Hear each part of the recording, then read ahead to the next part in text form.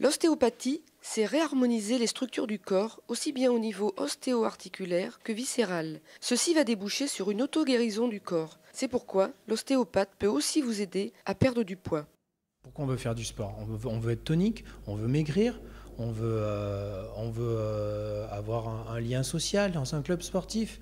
Bah, vous voyez, faire du sport, c'est vaste. Si on veut perdre du poids, je pense qu'il faut conjuguer des modes de vie sains. Donc ça peut passer par le sport, ça peut passer par une bonne hygiène alimentaire, d'un équilibre alimentaire. Ça va avec l'ostéopathie, on parle que d'équilibre. Et donc conjuguer et puis peut-être régler ses problèmes avec soi-même, puisque si on en est là, c'est peut-être pas pour rien. Faire du sport alors qu'on se trouve trop gros et qu'on n'est pas bien dans sa tête, ça mènera à rien. Faire un régime alors qu'on est complètement sédentaire, ça ne mènera à rien.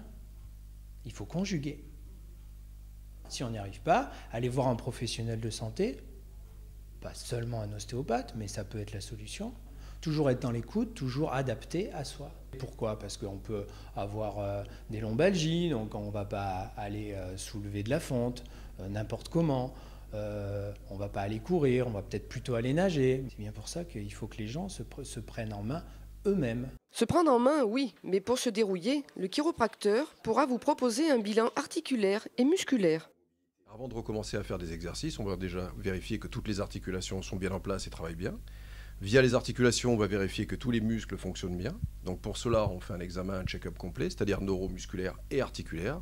On vérifie que les muscles travaillent bien, que les nerfs via les articulations fonctionnent bien, la force, l'appréhension, la rapidité d'exécution de certains mouvements, la mobilité le plus possible articulaire.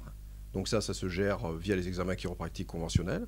Donc on peut le faire manuellement ou on peut le faire à l'aide, par exemple, de cet appareil.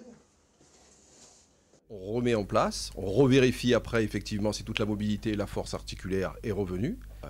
Par exemple, dans ce cabinet, ce que j'ai réussi à faire, c'est monter également des cours de pilates, de yoga, de stretching dans la foulée. Comment faire pour se remettre en forme? Une fois que l'on a été ajusté en chiropraxie et que tout fonctionne bien, on peut faire du pilate chez Eric dans son centre de remise en forme.